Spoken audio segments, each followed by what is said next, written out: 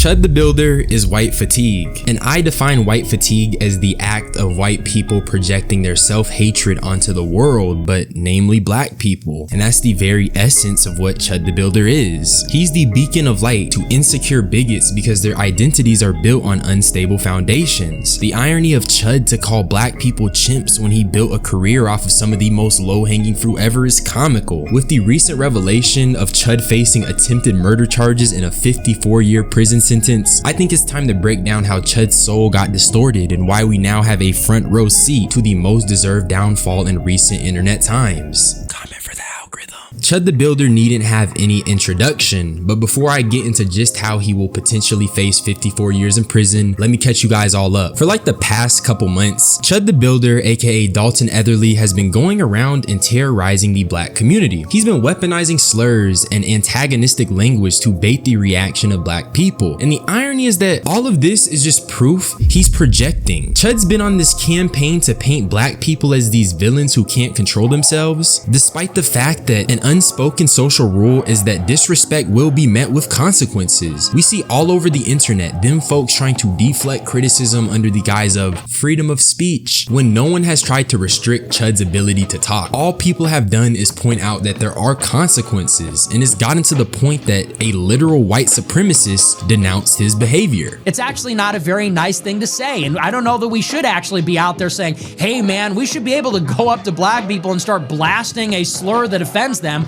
without expecting them to be offended.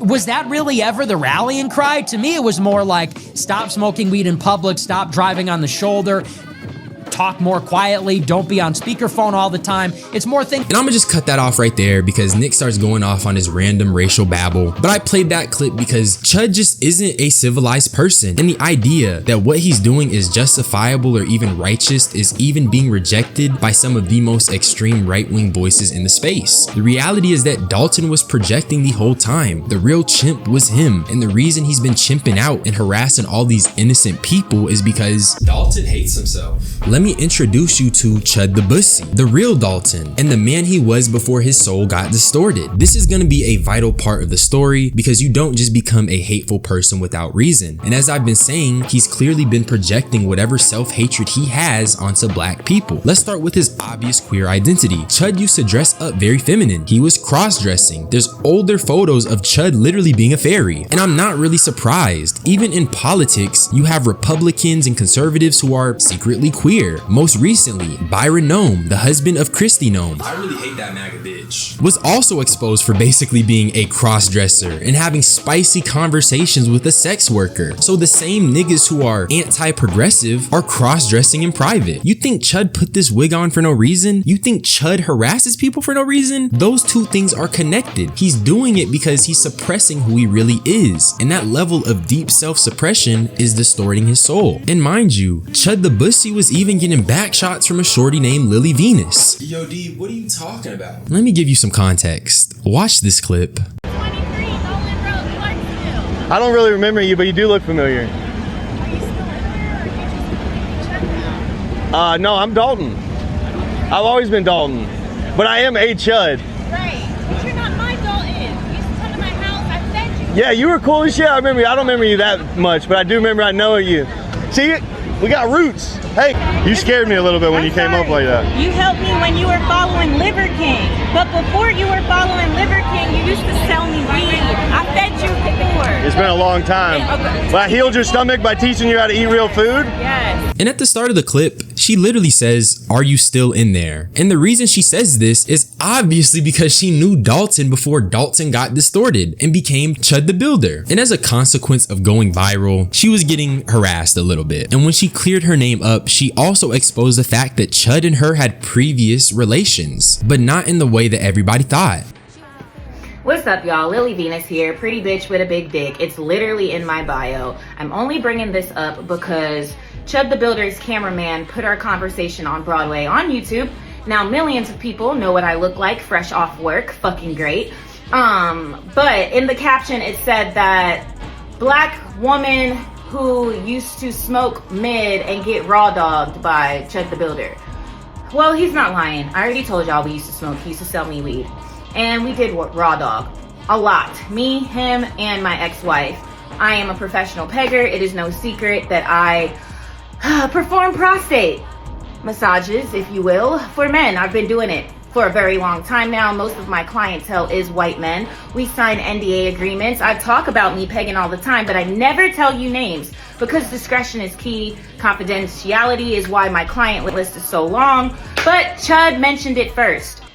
I think that he said it the way he said it because the white supremacists were probably like, ew, you used to hang out with a black girl, shame on you. So you had to make it sound good. Big on the you had to make it sound good, because that's exactly what they're doing. These white supremacists are very shallow and very insecure, and the reality is that Chud is a queer person who enjoys prostate massages. But that doesn't sound good for the anti-progressive conservative bigots, you feel me? And yes, I believe what Lily is saying. His obvious queer identity and the fact that he was cross-dressing definitely points to the fact that he was getting that pussy played in. But we listen and we don't judge. I am gonna judge a lame ass white supremacist who won't live in their truth though. But obviously his truth just isn't compatible with his current facade, with his current mask. And that's why he doesn't want you to know what Lily did to him. But now that you know that Chud the Builder is really Chud the Bussy, aka the real Dalton, we can talk about how he's basically never gonna see the light of day again. And I think the perfect way to segue us into this is to show you that Chud's always been a chimping out felon. Not only did he get charged with tampering evidence, but he also had a drug charge. So even down to being a criminal, everything he stands against, he does. The way he tries to paint this criminal narrative and uncivilized narrative onto black people, Dalton the Bussy was getting charged back in 2016. And on May 13th, Dalton shot someone outside of a courthouse. The victim's name is Joshua Love, and he is thankfully alive. And he also has a GoFundMe, which surpassed all the money they were asking for. Let me allow you guys to hear Chud's recollection of events though. I walked past him, he was sitting on the corner. I walked up to him because they were pointing at me. They were laughing, they were pointing at me, and I said, "What's up, guys? How y'all doing?" I said, "Y'all like the new suit?" He said, "Walk away from me." I walked away from him. He came back up to me. He literally said, "I have PTSD. I feel like I'm in." He said, "You start saying all that chimp out shit to me, I'm gonna hit you." He hit me, started wailing on me, even after I had to defend myself by shooting him. He was still wailing on me. Where's your weapon at? They have everything. What weapon is that right there? I believe that's it. Is that yours? Yeah. Yeah. He's talking to him right now. Oh no, you guys are good. Do your thing. Okay. He has a graze. I call it a graze to the left arm.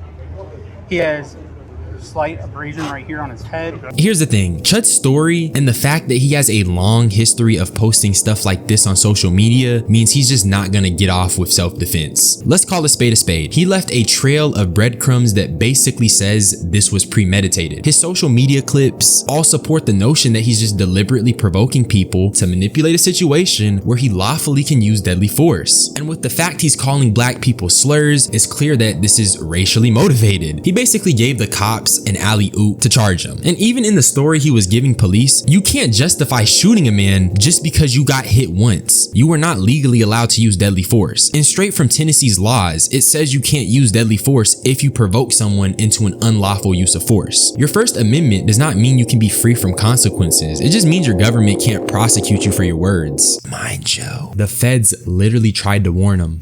Anyway, so I'm talking to the fucking Fed.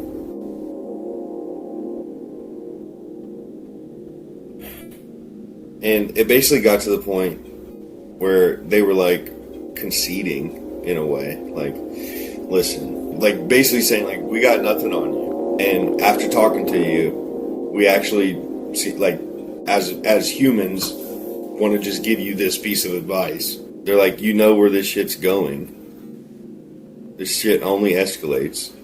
And I do know this. I just have profound faith in the Lord that things might not go the worst way possible. He got approached by the feds and they said, look nigga, stop doing this, it's gonna go badly. And Chud still sold his soul to his own insecurity. Even in the actual footage of the incident, Chud has the upper hand. He's the one on top of Joshua. And if you're on top of someone, how can you argue that your life is in imminent danger? So when you have this footage, Chud's own recollection of events, and his social media, they basically all support the idea that this was premeditated. Basically, it just looks really bad. And this dumbass Dalton the Bussy ended up shooting himself too, which is why he's also in a stretcher alongside Joshua. And his bond was set at $1.25 million, which is just insane. And he was charged with attempted criminal homicide, aggravated assault, reckless endangerment with a deadly weapon, and employing a firearm during a dangerous felony. His bond hearing will be on the 21st alongside an actual hearing on the 26th. And initially, I thought Brody was only gonna get max 35 years, which is a lie. But then Fearbuck posted this and I was like, God damn. So we're gonna have a bail. I'm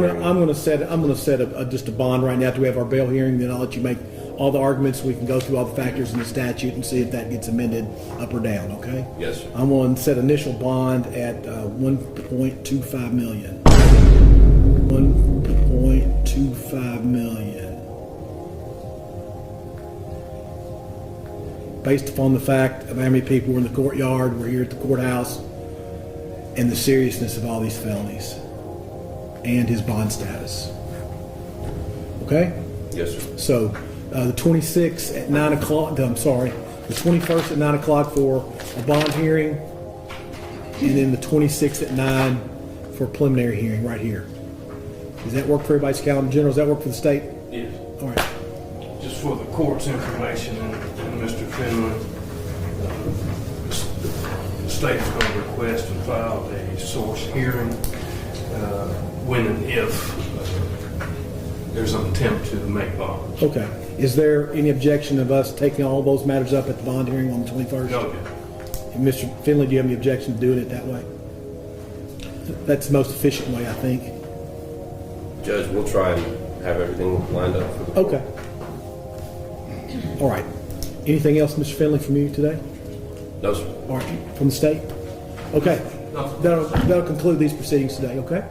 We'll be in recess. So if it isn't already clear, Dalton the Bussy is now an example, because the reality is that no sensible person genuinely believes that a black person is wrong for taking offense to a slur that has been historically used to offend them. It's such a reasonable thing to be offended by that even Nick Fuentes, a white supremacist and Nazi, cannot defend Chud. So with that being said, Chud the Builder is white fatigue, and everything Chud is doing has been nothing but projection. The hatred he has for black people, the way he perceives us as violent and unruly, is because inside, at the core of his very being, Chud recognizes that he isn't civilized. He recognizes that he's a chimp, and he knows that he just doesn't love himself enough to live in his truth. So he lashes out. Chud the Builder is nothing but a shell of a man named Dalton, a hollow vessel, void of what makes him human, and all of his followers are similar in nature. Individuals who lack the sense of self to love, individuals who are so insecure they project their small, immature worldview onto others. But in the case of Chud the Builder, the wake-up call is now. If there was any advice I could give to you guys, it'd be to live your truth and embrace who you are fully so you can love others the correct way. If you let your soul get distorted, you might end up with 54 years on your head, and you know them boys don't play in prison.